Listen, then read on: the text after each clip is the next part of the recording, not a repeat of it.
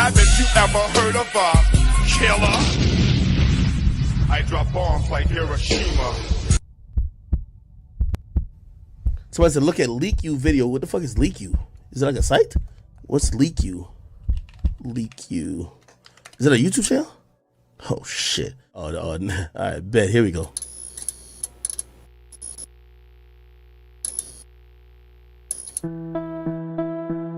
Please hit the like. Thank you.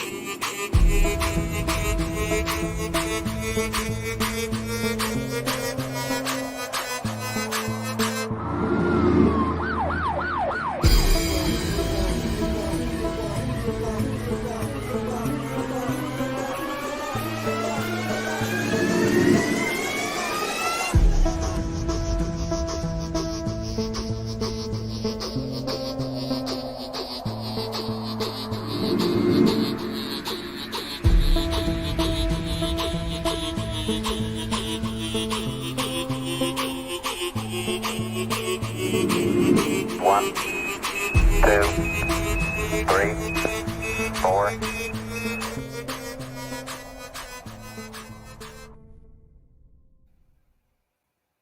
Man, good morning, good afternoon, good evening, everyone. Happy Friday. I hope you guys are having a good evening. I figured tonight would be a really good night. I remember as a kid, I used to love sitting in front of the television watching The Twilight Zone on Friday and Saturday nights, right? Regardless of what the show, whether it was that, the Creep Show, all of that, right? Tales from the Dark Side, all of that. And although the story that you're about to witness is true, I feel like it's a great end to a Friday night. Prepared to be absolutely amazed, prepared to be absolutely wowed.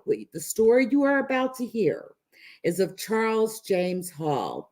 Charles Hall worked at Nellis Air Force Base, and his job was to help the tall whites, which is another species of alien, for a variety of different things. He was a meteorologist, a weather reporter, and he, was stationed there for several years. He has an incredible story, including how these beings looked. And I'm going to go ahead and get this started. So let's go, guys. Guys, what's up? What's up? How are you? I hope you're doing well. I hope you guys are doing well. It was not human. The way he describes these beings, they grow 8-9 feet tall. They actually continue growing through their lifetime, and it actually will kill them eventually. To the transparent hair. The hair is so white, it's transparent, that they have family units. In other words, mothers, fathers, children. Okay. Charles Hall, I don't know what, he's been around here many years. You don't really typically see him, though, doing the whole UFO circuit thing. But you guys, check this out and just, sit back, let your mind wander here. It's okay to do that from time to time. They got too close so that I felt uncomfortable, as in the case of the tall white lady at the theodolite stand. I would back away and they would stay where they were until I had backed away to where I felt comfortable. So that before we began talking, we would first come to a distance where we both felt comfortable. You see, I've always felt that was, and then if I got too uncomfortable, if I felt like going away, they wouldn't pursue. And I felt that was very important in being able to deal with the tall whites, because it allowed both me and the tall white individual, whichever one I was dealing with, to come to a common distance where we were willing to talk to each other. For some, like the teacher or Range 4 Harry, that might be as little as 10 feet.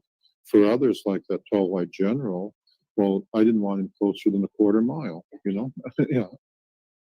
My bad. I didn't even acknowledge the chat. My bad, y'all. What's up, everybody? Talk to me with Brian. What's up with it, baby? Texas Trill all day. Hey, Third Eye. Yes, I did. Gloria, hello. Heaven Sent, hello. Hey, Levine. Scoutcraft using material. Their scoutcraft and their deep spacecraft had a double hull construction. And for example, in the case of the scoutcraft, in between those two hulls, they had what appeared to be 1,000 miles of fiber optic windings. They built the scoutcraft using materials supplied them by the U.S. Air Force.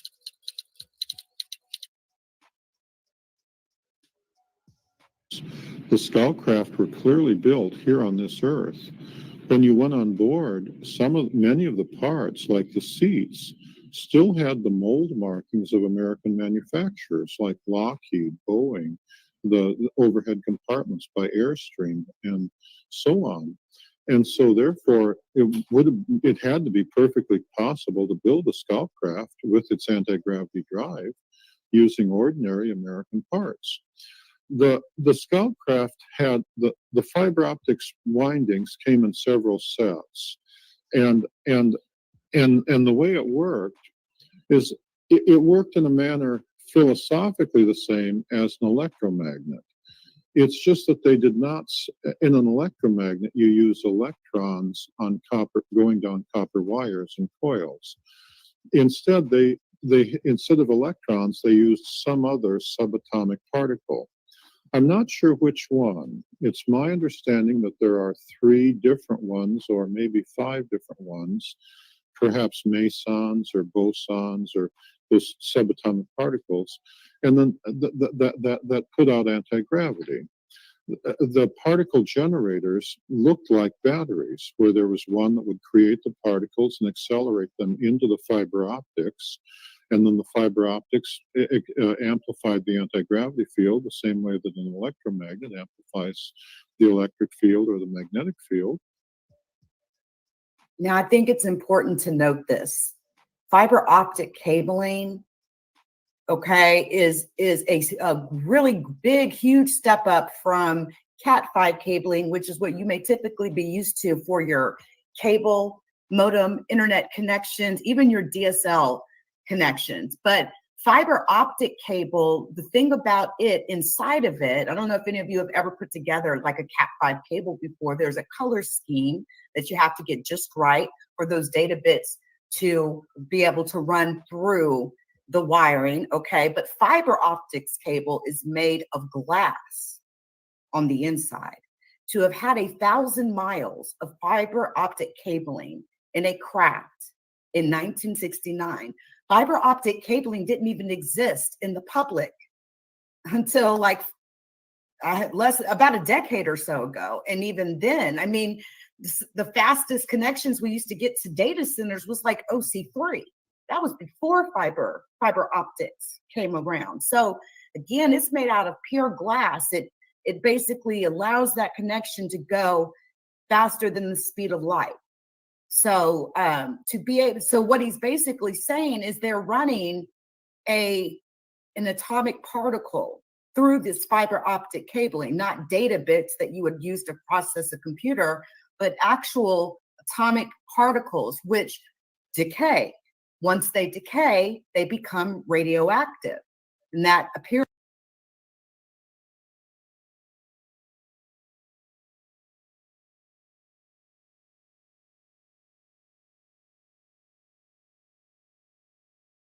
person who was with me might be shot. They would be in serious trouble. When I received my orders, my commanding officer, a major, ordered me to into Nellis and to work the day shift on Sunday. On Sunday, the Nellis weather station is otherwise deserted, and the base operations part of the building is also deserted. And then he came in at noon to the Nellis base commander's office, where the Nellis base commander and the number 2 man had also come in to deliver the orders, which they had received from the Pentagon. And then the MPs escorted the major with my orders in hand over to the weather station. The MPs stayed outside. The major called me in his office, locked all the doors, and read me my orders. The orders began by saying nothing I did would ever be classified, that I could tell anyone I wanted or not tell anyone if I didn't want. I could never be inspected. No one could ever come out or ask me questions. They could listen if I felt like talking, but that was it. He and my chain of command could not come out to the weather station. If there was an emergency and they needed to talk to me, they could only talk to me in the parking lot of the Chow Hall at Indian Springs. If they did so, as soon as they returned back to Nellis, as soon as they got back to the front gate, they had to report immediately to the neurosurgeon for debriefing. On the other hand, I could go and come anywhere I wanted. When he said I could go anywhere in Dreamland, I thought he meant that I could go to sleep on the job, because I didn't know there was a Dreamland. And I was thinking, what a job, you know? When he finished, I wanted to make sure that that was okay, because, you know, the military, you're not supposed to sleep on duty. And so I said to him, I asked him, I said, will there be a cot or a bunk out at the weather station so that I can, you know, sleep? And he looked a little confused, and he said it was his understanding that Dreamland was a place, but that only I would know where that place was. And I thought, you know, he's just trying to be gentle and say, you sleep away, you know. That was the first I'd ever heard tell of Dreamland. In the course of the 2+ years that I spent out on the ranges, the aliens, who are tall and white and have family groups with women and children, would frequently come down to where I was. As the weather observer, my duties were to go out to the ranges Monday through Friday, every day, to take the morning run. The morning run was at 4:30 a.m. To do so, you had to get up at 3 o'clock and drive out there at night, rain or shine. And then you had to fill, you had to start, there was a generator out, 2 generators out there, was 2 diesel generators. You had to start up a generator so that you had some electricity, and it would run the fan on the heater and so on, and the radio and the lights.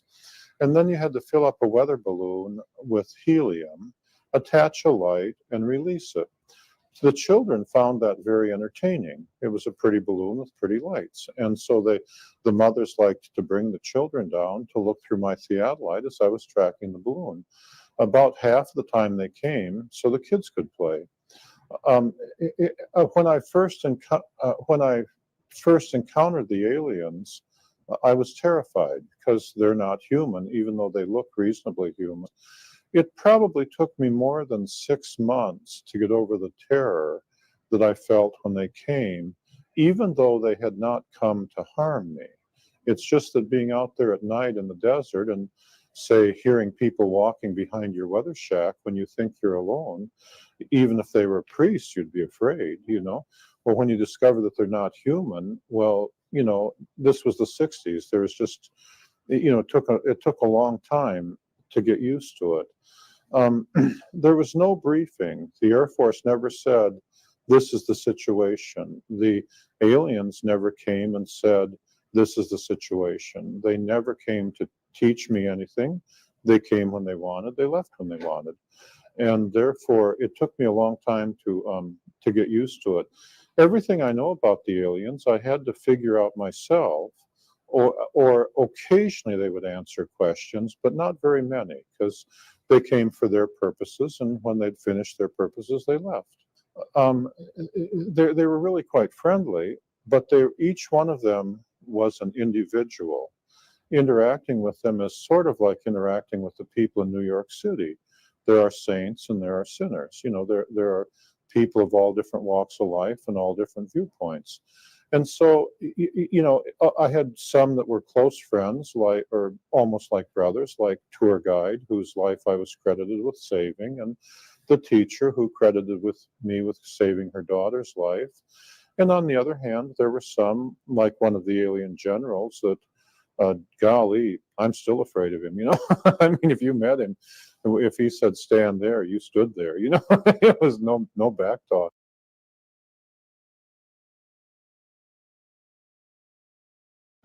The alien doctor who was the doctor that did the medical work on tour guide, their CIA names. He was just a nice guy. He was the kind of guy that might come up and hug you if you let him. I never did. It freaked me out. But they just came in all different, you had to deal with each one of them as individuals. It took a while to get used to that. And it became a process of getting to know each one, to the extent that you dealt with them like people. The base that they have up in Area 54, they use that base the same way that the U.S. Air Force or the U.S. Navy uses their bases. The way the Navy would use a base in the Philippines or on an island in the Pacific. At the base, at the alien base, the tall white deep spacecraft arrive and leave on schedule, and they arrive typically at sundown on the night of the full moon.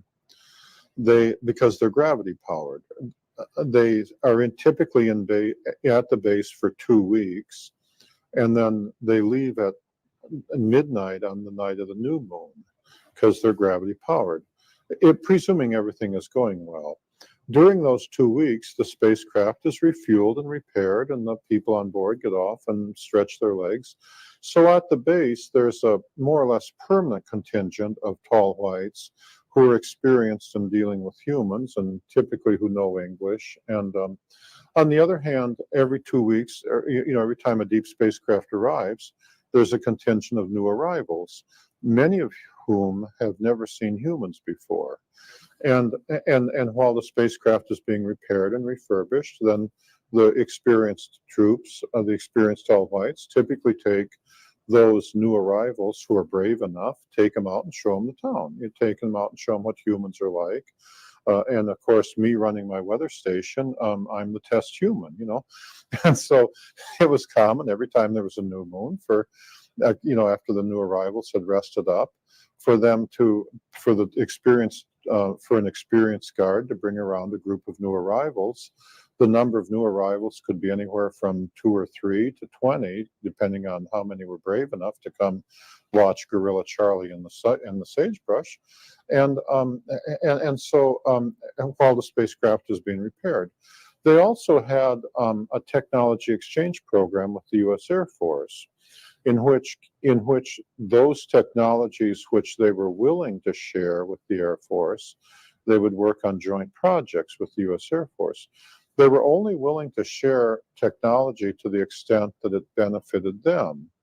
For example, when the spacecraft was in port, they might need spare parts.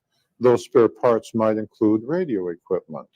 Well, it was easier for them if they could just call up the U.S. Air Force and say, could we buy a new radio? You see, so it was and on the other hand, the Air Force and the Army can always use better radios, you see. And so it was common for them. So one area where they were obviously doing technology transfer was in the area of radio communications, so that we could build radios that they could use, and in return, we knew how to build better radios.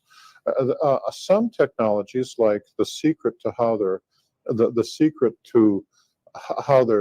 they traveled faster than light, they were not willing to share. The idea of us having our own spacecraft traveling faster than the speed of light with nuclear weapons on board heading for their home planet.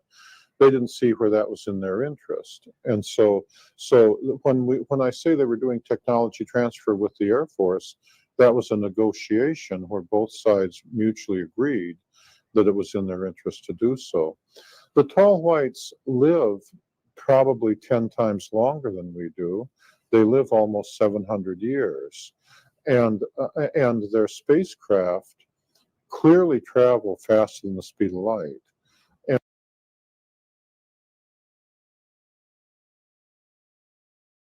they're humanoid. Their skin is as white as a piece of paper. Throughout much of their adult life, they're the same height that I am, 5'11", 6 feet tall. They have large eyes. Their eyes are perhaps twice as large as ours. They're typically blue, and then as they blue eyes with white pupils. Although when they get older, especially the men, their eyes take on a pink shade. Their eyes stretch further around the sides of their head than human eyes do, and their ears and their noses are only about half the size of human ears and noses, and their ears lay back along the side of their head more than a human does. Their lips are not as prominent as humans, and they don't have teeth. They just have ridges because they're plant eaters. They don't eat meat. They have much less hair than we do. They don't have any hair on their arms, and the men don't have beards. On their head, they have only about half as much hair as humans, and their hair is so thin and transparent that they appear to be platinum blonde. Okay, sometimes when they keep their hair cut short, sometimes they don't appear to have hair because it's so thin. They're much frail. They're built. Their body structure is more frail than ours. The alien whose CIA name was Range 4 Harry, for example, one time I saw him walking in the soft dirt over on the southwest side of the Range 3 lounge, and after he had left, I went over and measured the depths of the footprints he left. And from those, I estimated that he only weighed between 90 and 110 pounds, even though he was the same height as I am. Their bones are only about half as big as ours. Their thumbs are only about half as long, but their fingers are longer in proportion to their hand than ours, and they're way more flexible. But it also means that they're not built for heavy lifting. We're built like gorillas compared to them, you see. They have men, women, and children. And if the men and women are standing side by side and not walking or moving, it's frequently not possible to tell which one is the man, which one is the woman, especially for the young adults. When they get older, then there are obvious differences, but in the facial structure and the bones and stuff. But especially for the young adults, it's entirely possible for two of them to be standing side by side. And if they're not moving, to be not sure if you're talking to men or women. Once they start moving, though, then it's very obvious which ones are the men and which ones are the women, because the men are more like human men. When they walk, they kind of go pound, pound, pound, whereas the women are much lighter on their feet and much more animated. The women are much more like human women, much more willing to talk than the men. It wouldn't be at all unusual for, say, four young men to come around and not have any reason to say anything and not say anything, to just come around and to just come and not say hello, not say goodbye, not say anything in between, and just stand and look at you. Whereas the women, if they came, usually the women would say something like, typically, is it okay if the children play while you release the balloon? Or usually, if you ask the women something, they would have some questions, or at least some conversation.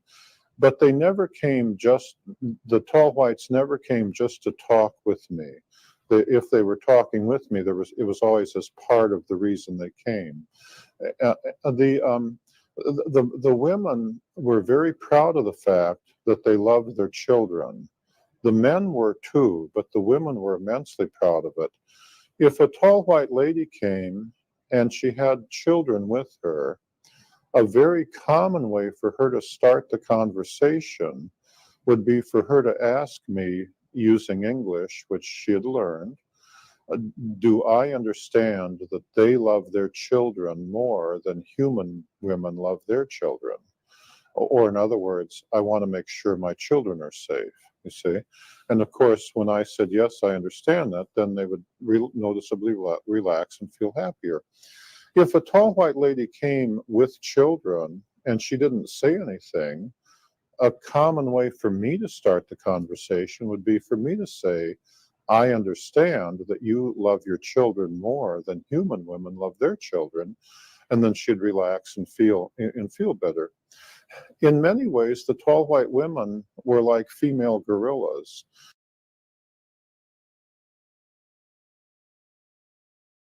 Could consider the children to be untouchable, okay? If you touch the children, the mother might kill you, no matter how pleasant she seemed, no matter how close the child came. So, for example, and I speak from direct experience, if I was standing by my theodolite and the child wanted to look through the theodolite and the child was right there, then there's no way in the world that it would be suicide for me to reach over and touch the child. That will upset the mother. And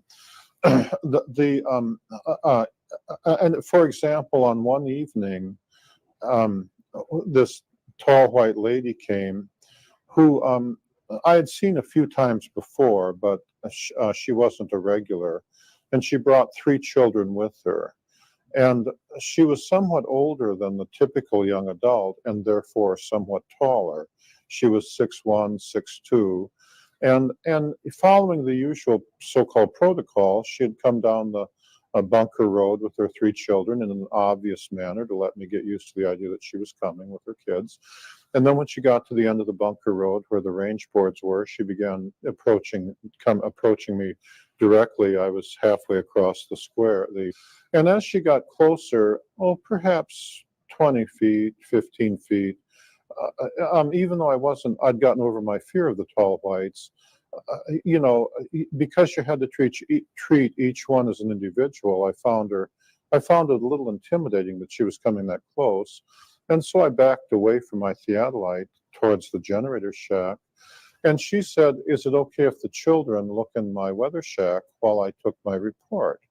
And I said yes. And so I backed away to the generator shack and stood with my back to the wall of the generator shack and left her standing just to the northeast of my theodolite and, said, take all the time you want. And so then the 3 children went into my weather shack like kids do, and they didn't touch anything or move anything, but they were just looking around out of curiosity. And at the time, as she stood there, she was looking at her children who were in the shack. Now, I'm not sure they were all her children. Usually, when the tall white lady came with 3 children, the typical contingent, 1 would be hers and 2 would be the children of someone else. Typically, she'd be babysitting 2 kids and bringing 1 of her own. And so she was watching the children. I became concerned because I had a can of Coca-Cola, which was in a metal can, sitting on one of the shelves. Now, the tall whites wore suits when they came at night that put out a zone of fluorescent light and radioactive particles. The suits protected them from things, like if you threw a rock at them, the rock wouldn't hit them, it would get to that zone and fall to the ground. It also allowed them to levitate, especially the children, but they had to balance themselves when they did so. So the children might use the suits to levitate. The adults usually didn't levitate very much, 9 inches or so, but it worked like an elevator, as I'll describe later. And I became concerned that since the children had their suits on, usually the kids turned off the power to their suits when they went in my shack.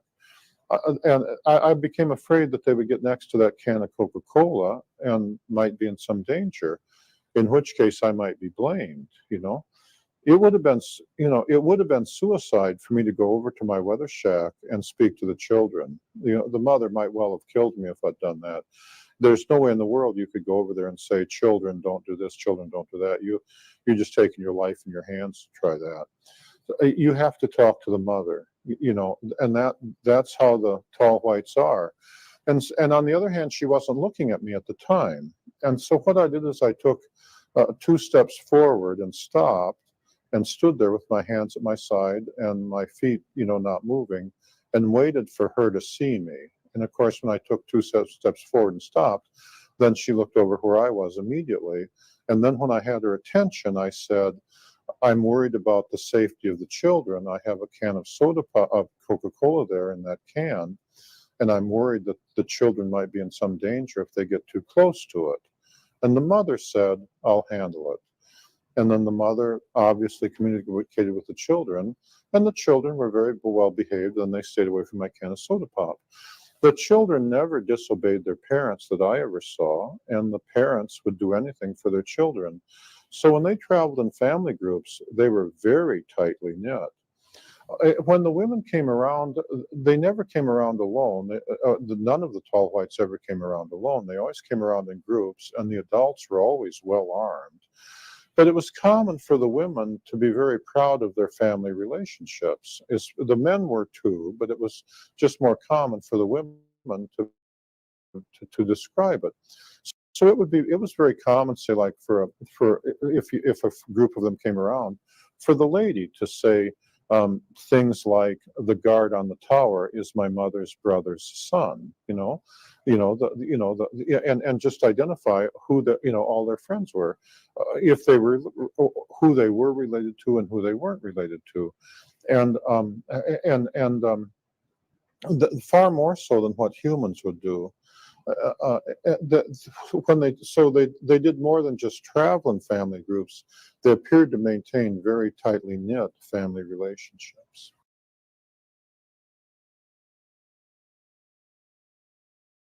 The tall whites live approximately 10 times longer than humans live. And they don't age the way we do. When they get throughout most of their adult life, as I said, they're about our height, 5'10", 5'11", 6 feet. But then when they get equivalent in age to a human who's perhaps 39 or 40 years old, and for them that's perhaps 400 years old, then they start growing again. And instead of aging the way we do, as they grow older, they go through several more growth periods. This is not necessarily good for them because only their bones and muscles grow. Their internal organs don't grow in proportion. Pretty soon they get very tall, 8.5 feet tall, but their organs aren't able to support their body. So as they get taller, they become more fragile.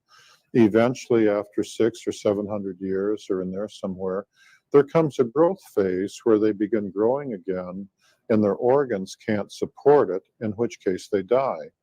Usually by the time they get to be 8 feet tall, they're fragile, and usually aliens that tall are accompanied by younger adults to steady them. Living longer does have some drawbacks. For one thing, their bodies do not heal as quickly as ours. If they break a leg, and they're very fragile, so they break easy, it may take their bones 5 Earth years to heal. Whereas, as you know, a young person, when I was young, if I broke a leg, could heal up in, I don't know, a few weeks or so.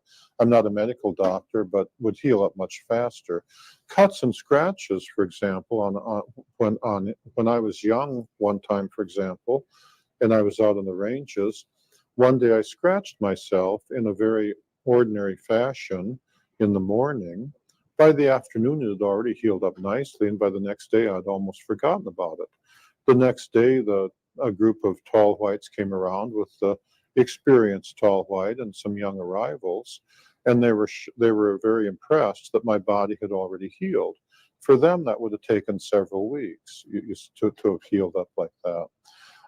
Also, although they're considered to be more intelligent than we are, because their nervous system runs 2 or 3 times faster than ours does, it does have some drawbacks. They tend to, when they're doing something, they tend to focus in on it more carefully than a human would. And they're therefore very easy to surprise when they're engaged in something. One time when a group of tall whites came around with the usual experienced guard and a group of new arrivals, it was the morning run, and I was young. I was doing what we all do. I was drinking soda pop. I was eating peanuts. I was talking. I was playing to the music. I was doing my balloon. I'd released a balloon and I was tracking my balloon at the theodolite. And I was singing some songs and dancing around too, to some Mick Jagger songs, all kind of at the same time while writing down my numbers.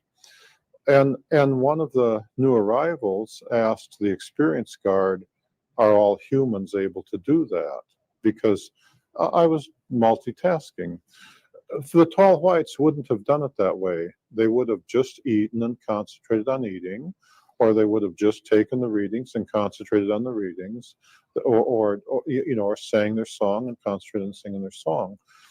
For that, and so they appreciated, as I did, one of the first agreements that I negotiated with them. We agreed that they wouldn't come up behind me and scare me. They could do so very easily. And I wouldn't come up behind them and scare them. You see, if I saw one of them out in the desert and it didn't appear that he had seen me, that I wouldn't approach him. I would just stay where I was and sing, make a sound or sing one of my songs, such as the song by Ricky Nelson, It's Up to You, because I've done everything, and until I was sure they had seen me. And then I wouldn't approach him. I would just stay where I was. And if they chose to come closer to me, they could approach me as close as they felt until they didn't feel comfortable. An experienced troop might come right up to you 10, 15 feet. A new arrival might stay back out there a quarter mile because it varied depending on which one you were talking to. On the other hand, if they chose to move away or to run away, I wouldn't pursue. Okay, I would stay where I was, and they could, they could leave, and they could come whenever they wanted and leave whenever they wanted. The reverse was true. If they were approaching me, and they got too close so that I felt uncomfortable, as in the case of the tall white lady at the theodolite stand, I would back away, and they would stay where they were until I had backed away to where I felt comfortable. So that before we began talking, we would first come to a distance where we both felt comfortable. You see, I've always felt that was, and then if I got too uncomfortable, if I felt like going away, they wouldn't pursue. And I felt that was very important in being able to deal with the tall whites, because it allowed both me and the tall white individual, whichever one I was dealing with, to come to a common distance where we were willing to talk to each other. For some, like the teacher or Range 4 Harry, that might be as little as 10 feet. For others, like that tall white general, well, I didn't want him closer than a quarter mile, yeah. And that was a real important, that was one important agreement that we agreed on. And if I were to see one today out in the desert or out in Indian Springs Valley or out in the town of Indian Springs or whatever, I would still be living by that agreement.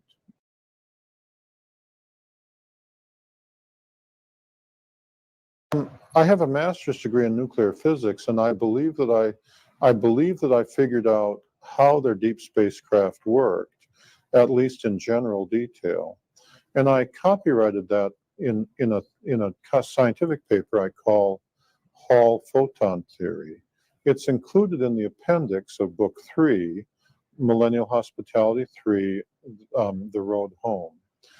I believe their scout craft and their deep spacecraft had a double hull construction.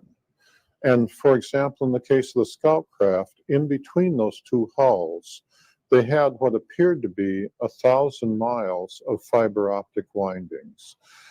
They built the scout craft using materials supplied them by the U.S. Air Force.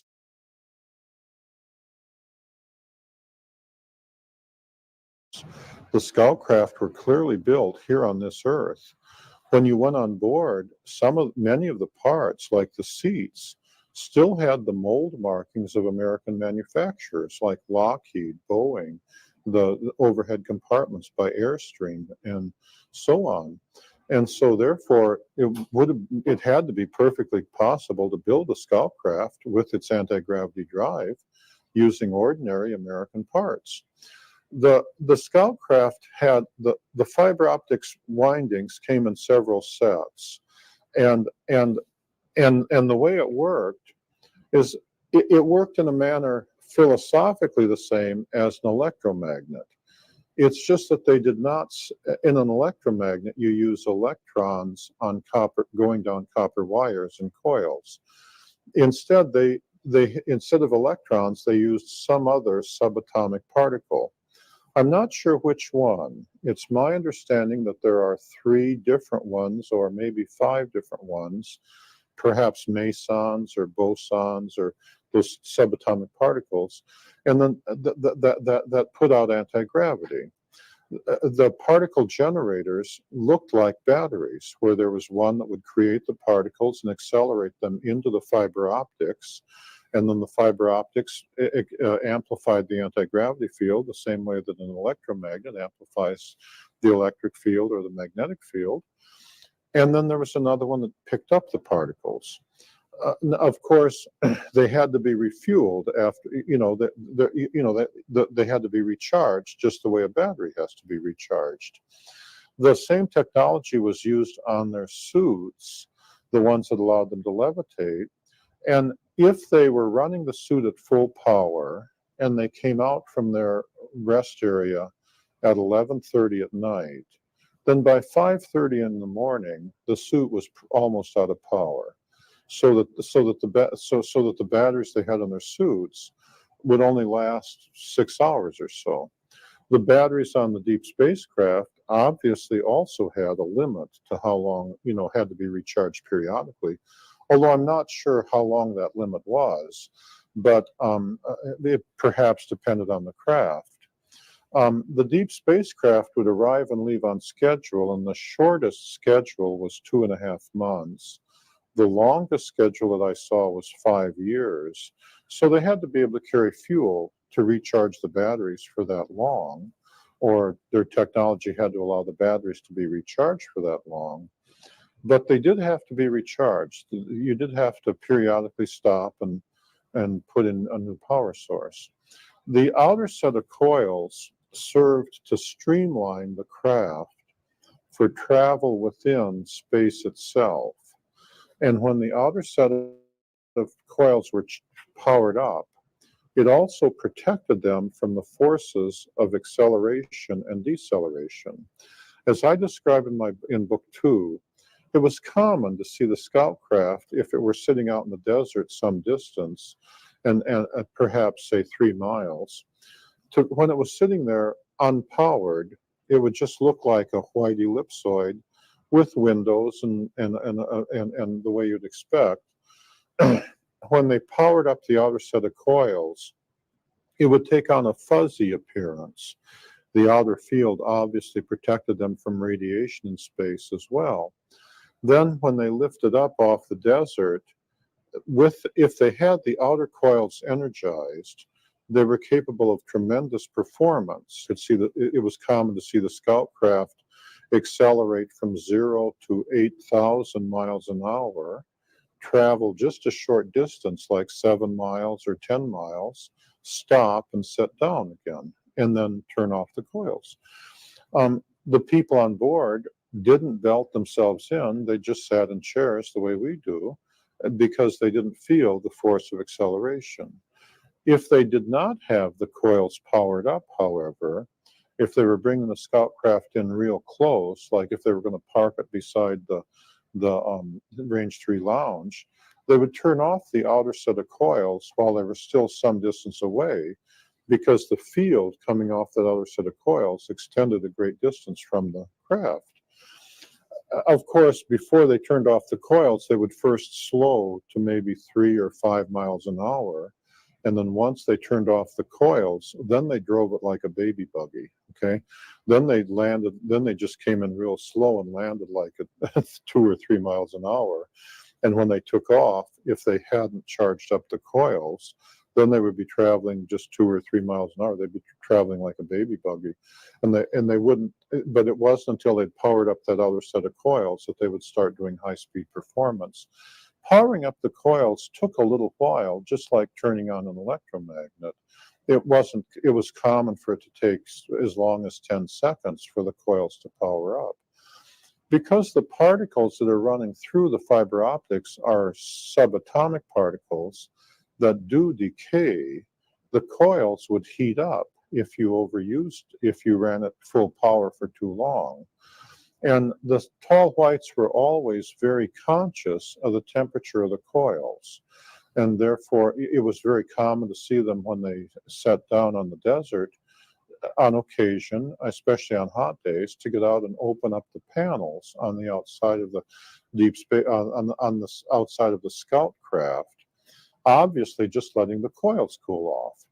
It doesn't mean the coils were necessarily too hot, but they liked the coils running cold, and they're always very conscious of the coil temperature. On that day, that scout craft suffered a meltdown of the fiber optics. Now that, as I remember, was a Wednesday, and they worked on that craft from Wednesday, 24 hours a day, till the following Monday morning, just getting enough coils repaired so that they could lift off and take it back to the base. And in order to take it back to the base, they had to bring out 2 extra scout craft. In the meantime, they brought out several others with mechanics and stuff. And they had to nurse it back to base by running 2 extra scout craft on each side, just to get it back to base where they could fiddle with the coils. Recovering from a coil meltdown was obviously a big problem for them. That I never saw any humans working on the coils. The tall whites were I never saw any Air Force personnel or anybody out there with them.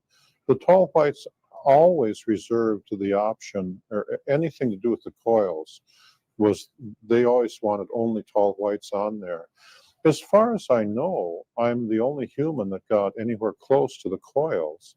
I got to within a few hundred feet before their guard blocked my way and made it clear that he didn't want me to go any closer. It might have been because, since they're running subatomic particles, maybe he was just concerned about the radioactive fields coming off it. But he didn't want me up there touching him or anything.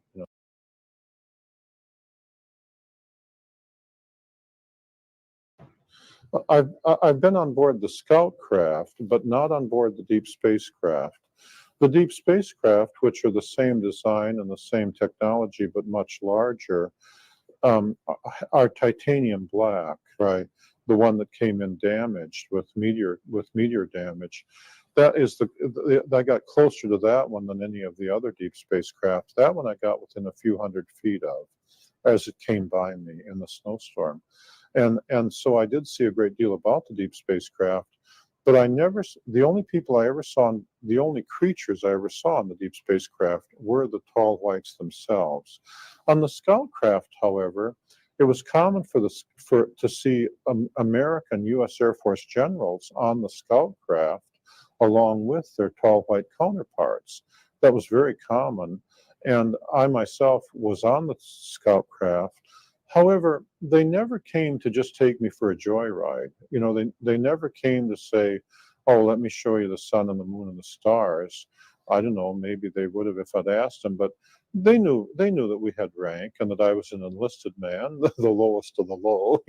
If there's a latrine to be cleaned, I'll be the one doing the work. And they were well aware that generals who show up with 4 stars were given the orders, and I was pretty much taking them.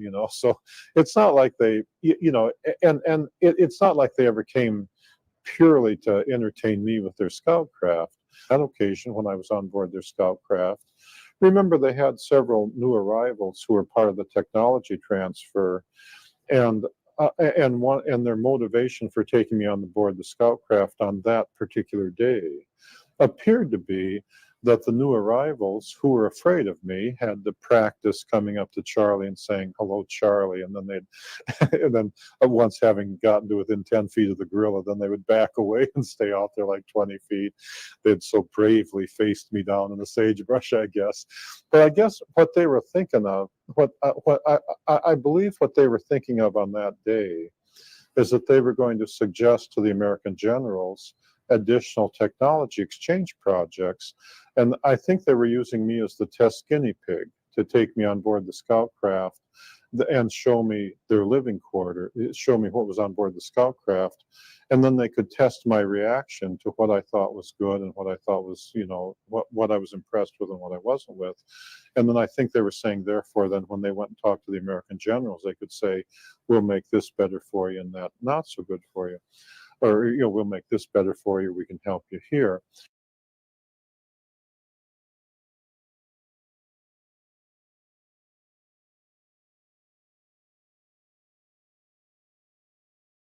The scout craft was made completely out of American parts and looked like an RV trailer.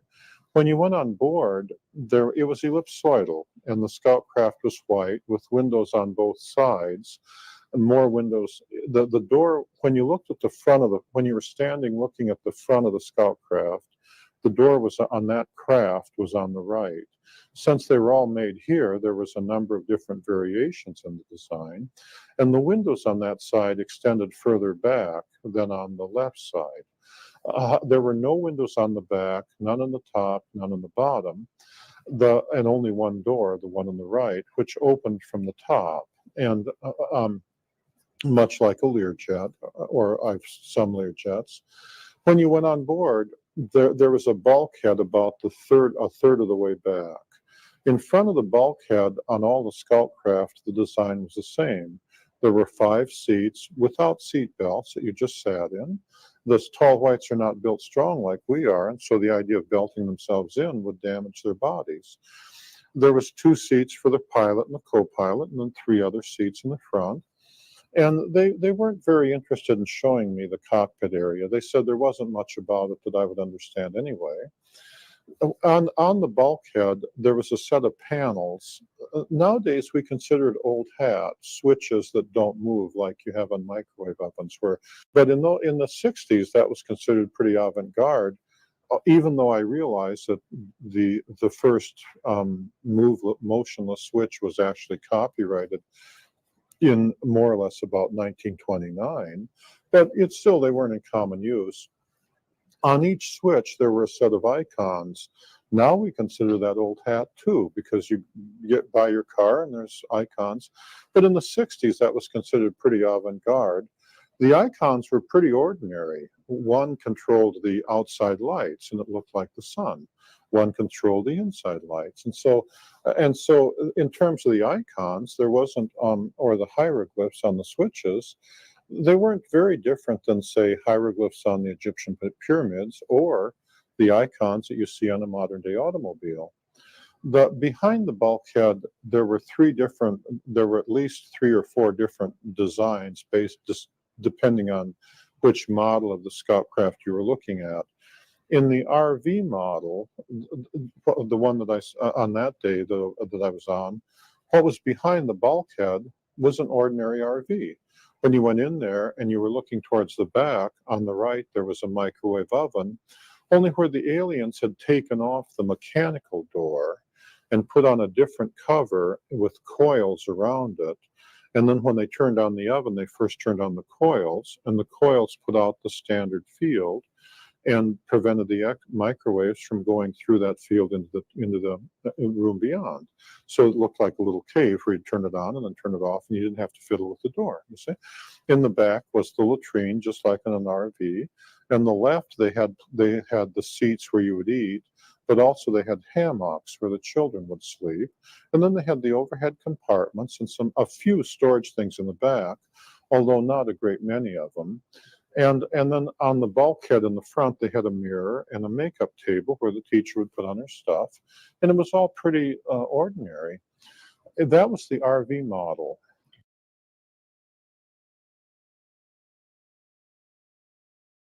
My website is millennialhospitality.net, where I have additional information relating to my books and the Millennial Hospitality series. The number of tall white aliens at the base varied somewhat depending on how many deep spacecraft were in port.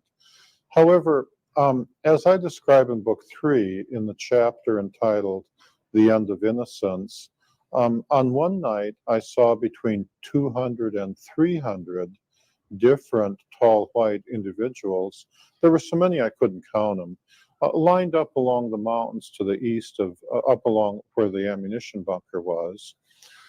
On the night that the tall white lady known as Pamela was supposed to finish her final exam to be head of the technology transfer team to go into Livermore. On that night, as I described in my book, she panicked and failed. But in amongst those 200 or 300 tall whites, and that's just an estimate because I couldn't. It was a crowd of people, and I couldn't count them all. There were also American Air Force personnel, nobody below the rank of colonel. There was like a 4-star general, a 3-star general. There were several of them. There were also several American government people in civilian clothing over there. The tall white individuals that they were talking to appeared to come from all walks of life. Some of the tall whites were clearly the tall white equivalent of generals. Others were clearly the equivalent of tall white civilian government people. But there were an awful lot of tall whites who weren't obviously part of the military, but were just women and children. At one point, for example, the tall white lady whose CIA name was the teacher was standing out in front of the line with a group of children around her and was pointing out the position of the balloon that I had released and where it was in the sky for them to all watch the balloon floating. And so the tall whites had a social structure, a division of labor, very similar to our own. And so some were military people, some were medical people, and they had personalities accordingly. On that night, I counted between 35 and 50, perhaps as many as 75 scout craft that had parked in the part of the desert that I had dubbed the parking area. There were so many, I lost count of the number of, I couldn't count them all. But I estimated that somewhere between 35 and 50 was a reasonable count, but there may have been 75. So the number of tall white individuals and scout craft, was at least that large. I have no idea if that was everybody on the base that had come down or what percentage that was, but the number of people that you could see, the number of individuals that you could come across was at least in that numeric range.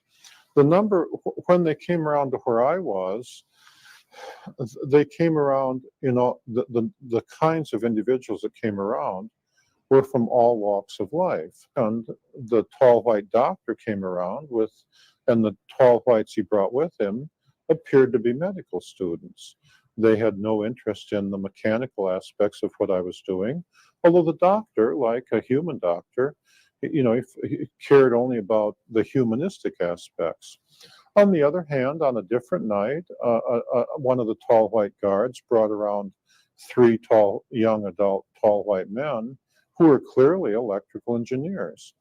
One of the tall white individuals that I was reasonably good friends with called himself co-pilot, but he was very proud of his ability to repair the scout craft, and he wanted to have been called the mechanic, but I guess the name was taken, and so he had to pick a different name, And another one was called the captain. He didn't appear to understand humans very well, and he didn't appear to want to. He appeared to just want to come and do whatever he had to do, and then, if whatever you were for humans, well, that was you, and go on about his business. Whereas the doctor, described in The Wayward Wind, he wanted to come and really understand humans. What are they like, you see? Others, like the tall white general that I previously referred to, the idea of him understanding anybody, that he didn't care to understand anybody. He came to give the orders, and you were there to take them, you know. And if you liked him, fine. If you didn't like him, fine. But you know, he was the general. They were all like that.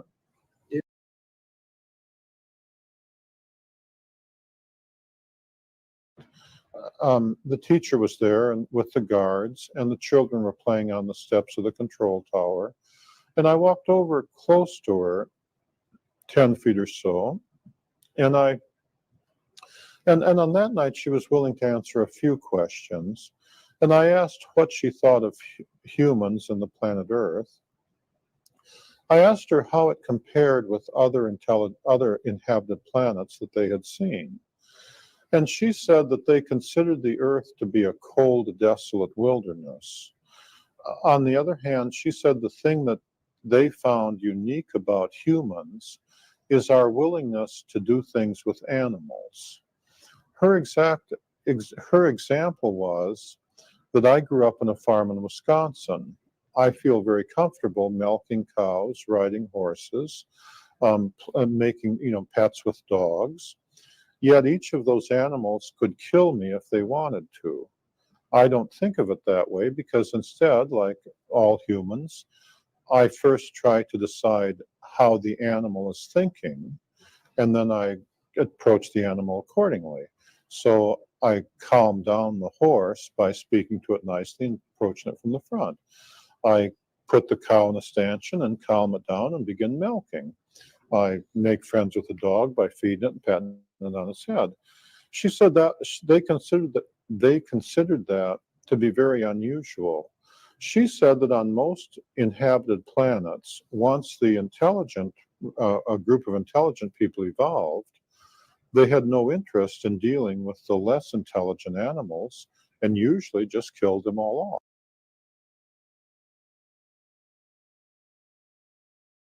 off. You know, they had no intent. That she pointed out that I felt comfortable with pets of cows, making pets of dogs, making pets of, she referred to the time a few days earlier that I'd been down playing with some of the dogs that really weren't my dogs, but from people that lived in the housing area, feeding them and teach them to roll over and sit up. She said usually the intelligent people just, don't care what the dog thinks, just shoots them, and they found humans to be very unusual in that regard. And the way she described it is because we were willing, even though we were intelligent, we were willing to try to think like less intelligent animals.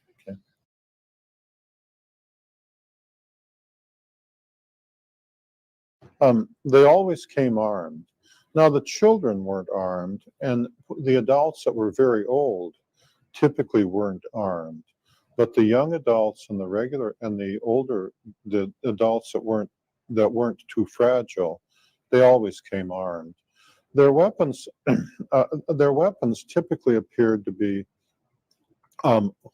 look like white pencils with a certain squarish cross section. The young adults typically carried weapons that were perhaps 6 inches long. The older adults typically carried weapons that were longer, presumably with greater power. The weapon worked like a microwave laser. The weapon could be adjusted for frequencies appropriate for different elements. If they adjusted it for the frequency of sodium, for example, in the human nerves there are sodium atoms and calcium atoms. And if they adjusted it for sodium and fired it at you, it would make it seem like you were getting an electric shock. Like, depending on the power of the weapon, it would feel like you just touched a high voltage wire of 100,000 volts and was extremely painful.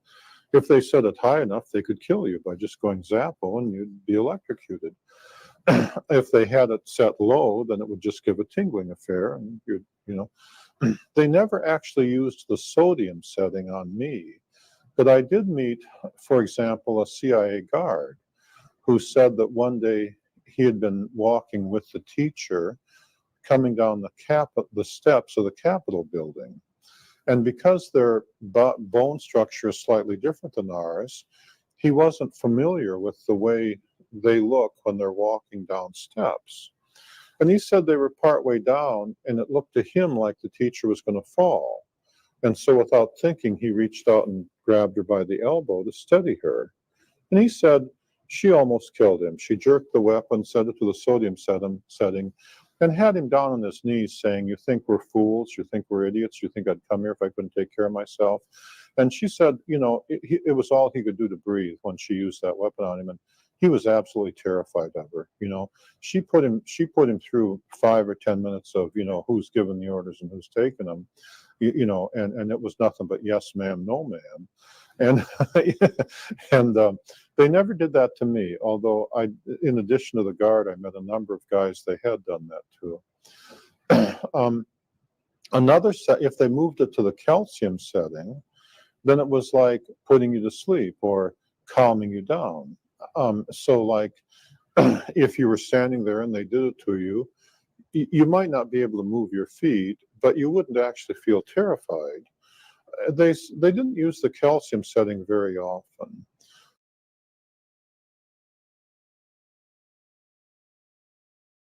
One of the weapons they could set to hypnotize a person. When they used that setting, they typically liked a clean shot at one of your temples. And what it would do is induce the same as if you were hypnotized. They could turn it on instantaneously and turn it off instantaneously. And it was common to have missing time experiences. One day I was walking from my theodolite stand to the weather shack. It happened a large number of times, but on this day in particular. And it was like 19 or 20 steps from the theodolite stand to my weather shack. And I could clearly remember taking step 12. And I could clearly remember finishing step 14. But in between those two steps, almost 20 minutes went by. It used to annoy me greatly until I'd finally gotten to where I could break through that hypnotism by relaxing and letting your mind wander. And what had happened was, it was one of the early days in '65. Range 4 Harry had brought some new arrivals around, and he had stepped out from the alleyway between my weather shack and the supply shed and had a clean shot at my right temple and hypnotized me as I was taking step 13. And then while I stood there, he'd brought out the new arrivals and said, "This is Charlie. See, he's got teeth. Open your mouth, Charlie," just like you do when you're hypnotized. And said he eats more times than we do. And, giving them the tour, this is what a human is. And then when they all went back in, then he's, really, took him about 20 minutes to go through his introducing them to a human routine and released it and then went on, because of a number of episodes like that. I used to have a policy of writing the time down when I did things. So I used to have a policy of writing down the time, and before I started walking back to my weather shack, of writing down on my weather report, when I left the theodolite stand, and then writing down on my weather report when I got to my weather shack. And of course, it should only be like a minute or two, you see, and just to see if they'd done that to me, and I didn't remember it because they could do it so quickly. I'll say one more thing about the weapons. They had another setting that I know about, the iodine setting. And if they hit you with the iodine setting, especially in the thyroid area, it would affect the iodine in your blood. And it would alter the chemistry of the blood so that your blood would seep through the arteries and you'd bleed to death in like 2 minutes.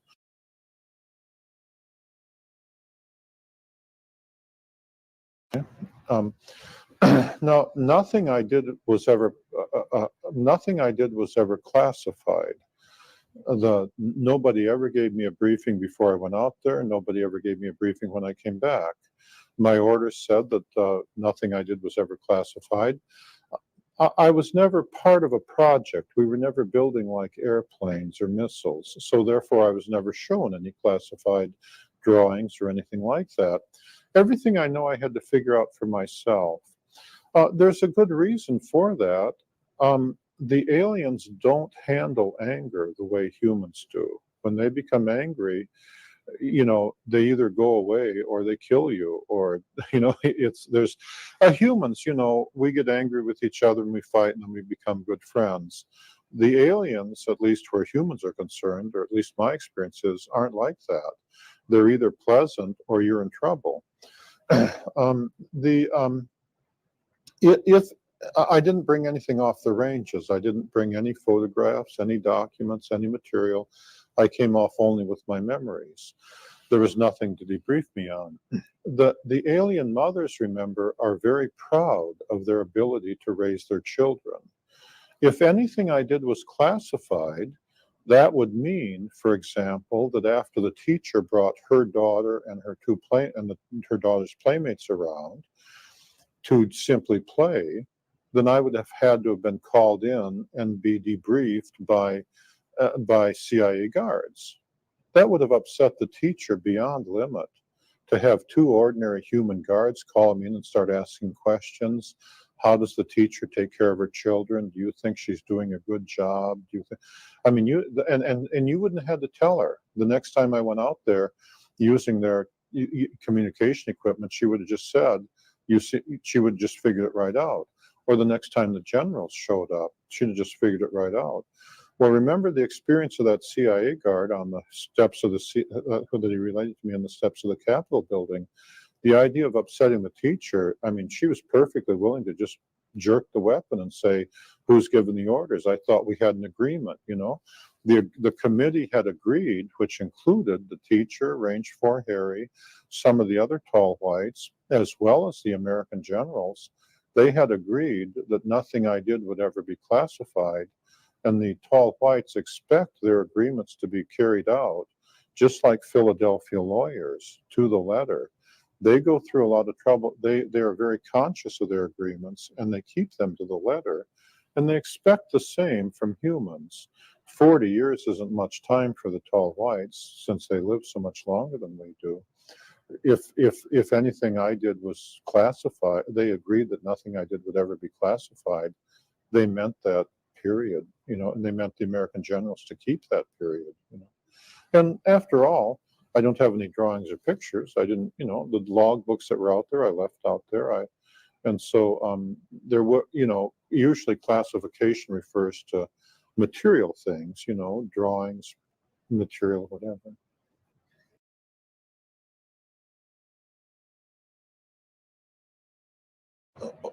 When I was out there, I never observed the aliens to do anything magical. They were very good at building craft that traveled faster than the speed of light. They did not travel in time. I never observed them traveling to another dimension. I never saw, I mean, they're not angels, they're just creatures like us. That I'm very religious, I'm Roman Catholic, that angels are angels and aliens are aliens. They did not come to teach me anything. They came for their purposes. They didn't. Currently, it seems to me that American physics is kind of in the reverse Galileo position. In the time of Galileo, religious leaders required that scientists think inside the box, and scientists like Galileo wanted to experiment and think outside the box. Now, however, the situation appears to be reversed. American physicists seem to think that Einstein was always and forever perfect and complete, and so American scientists keep thinking inside the box. In Hall photon theory, my belief is that inside the photon, there is a third field, but currently the box says there's only two fields. Most scientists won't consider it. They're insisting on thinking inside the box for religious reasons, pretending it's science, you see. As I describe in the appendix of book 3, I show in a scientific manner how scientists should be approaching that. Currently, it's the religious leaders who are willing to consider guys like Monsignor Balducci, I believe, and so on, who are willing to think outside the box and say, of course, there can be intelligent life on other planets. One of the biggest shocks that I had to overcome in 1965 and 66 was once I realized that they were real, they were here, and that Einstein was wrong, and that God created life on many, similar to us, on a whole bunch of different planets. it was the shock of realizing that so many people had been so wrong for so long, you know? I mean, once you saw their craft come in defeated, floating on the gravity field in perfect silence and landing, it was the shock of saying, how could so many American scientists not have discovered that, or not even be trying to discover it, not even be thinking about that? Yeah, and likewise, from a religious point of view, it seems the teacher herself, one time on a different night when I went over there and I was talking to her, and she was willing to answer a few questions. She was teasing me because they have a dry sense of humor, and they liked to outthink me, and they could do so very quickly or very easily. And she said, and I was saying, she was making a long story short. She was pointing up to the stars in the sky, and she said, "You can see all the stars in the sky. Surely you didn't think you were alone." And at the time, I had, and then they were all laughing, surely you didn't think that whatever life was on the earth wouldn't be repeated on the other stars, and I had, and then they were all laughing. Boy, is he silly, And it just seems so obvious to me when you go out at night and you look up at the stars of the sky, that whatever God did to make life here on earth, he must have done it again, because there are so many stars in the universe and it's so vast. And religious leaders are willing to think outside the box. Whereas now, when I go and I talk to the scientists and stuff, they all start with this box called Einstein. Einstein himself never claimed to be perfect and complete, but all of his followers seem to claim that he was perfect and complete. And I think that's one of my observations is that box they're in.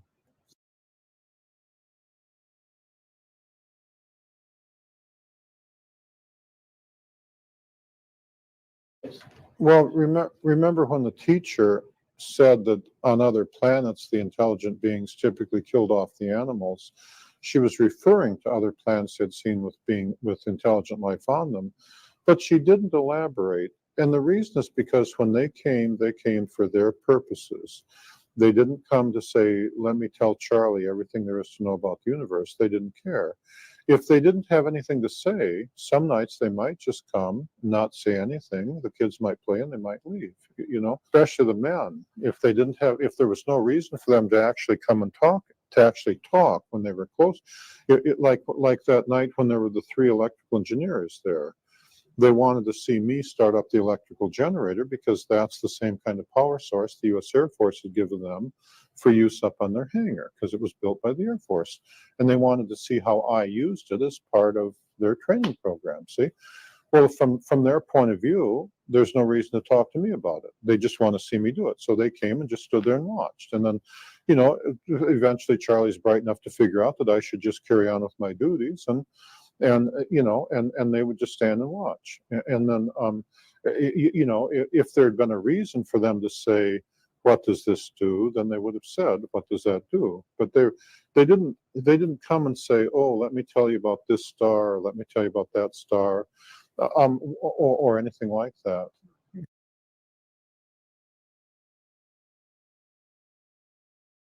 One of the things I had to do is put aside the baggage of Hollywood. We all know how Hollywood thinks things are supposed to go. According to Hollywood, when aliens come, there's supposed to be lights in the sky, and they're supposed to be pretty colored and move fast and have clever formations. And then they're supposed to land over there, and somebody's supposed to come out and do weird things. I really wasn't ready in the 60s for the idea that I would just walk around the corner of one of my weather shack, and there would be a man standing there. The day I did at Range 1, and he wasn't human, and he was just standing there looking at me, and what he was doing is guarding the play area where the teacher and the children were playing. And you hadn't seen the craft, you hadn't seen the scout craft, you hadn't seen him come, you hadn't seen him leave. There was no reason for him to say anything, because there's no reason for you to know what he's doing there. He's just guarding the entrance to where the kids and the teacher are playing on that day. And if you feel like standing there and looking at him, well, that's fine with him. If you feel like running away, that's fine with him, because he's not human. He sees it differently. And it took me he's not human. He sees it differently. And it took me a while. It took me a very long time, several weeks, to get used to the idea that they are the way that they are that way because they like themselves being that way, and that's different than the way Hollywood would have us think they were. And of course, one of the biggest shocks is they were so similar to us in so many ways. They love their children. They have a dry sense of humor. They love to tell jokes and laugh, and they get bored out of their gourd up in the base.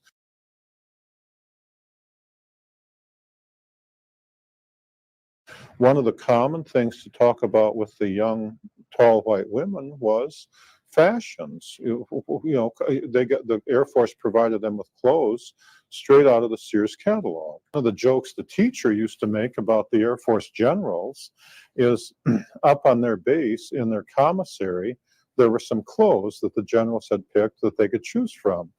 And of course, the teacher used to say, well, all the American generals are all old men, so naturally they have no fashion sense, right? you know, and she used to laugh about the fashions that the generals thought they should wear. You see, and one of the things that she and the other young, tall white women wanted to do was to go into town and buy pretty clothes. And of course, we don't think of aliens that way, but in my weather shack, I used to have a Sears catalog, a Montgomery Ward's catalog, a J.P. Penney's catalog. We had outdoor plumbing, and so I had several copies of the catalogs for several reasons. And one of the things that the young tall white women used to like to do is to come through and look through my catalogs. And what they'd be looking at are women's clothes. Sometimes when you'd see them out in the desert, or especially on the morning, what they'd be wearing were clearly clothes straight out of the Sears catalog or the Montgomery Ward's catalog, and they were very, they were as proud of the new clothes as any Earth woman would be. And the teacher was very proud of her ability to dress up and look like a nurse. And it took me a long time to get over the baggage from Hollywood, because every time you look at a Hollywood movie, aliens are supposed to be weird and different, Yeah, and I really, it took me. It was such a shock to have like the teacher walk in with, wearing a new dress that she had bought from Sears and proudly show it off and say, "What do you think of my dress?" Yeah.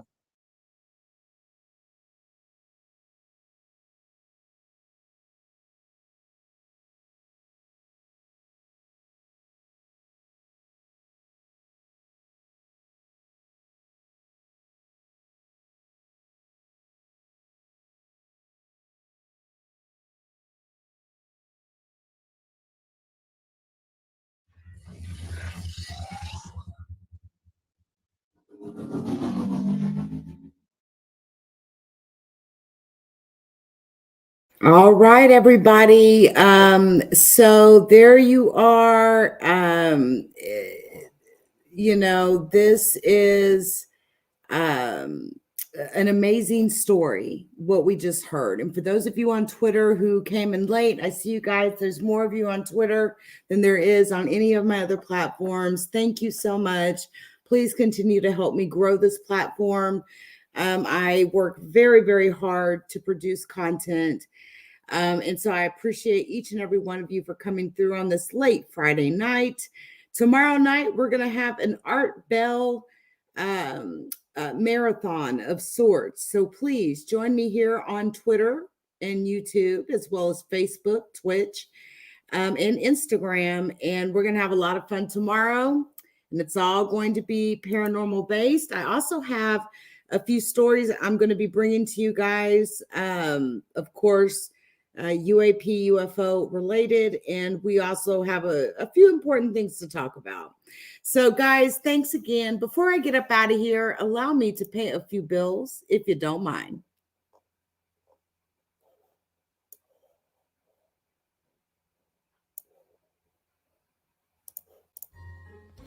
Shout out to the LeakYou community. Please join us on Spotify, Apple Podcasts, Google Podcasts, and Amazon Music.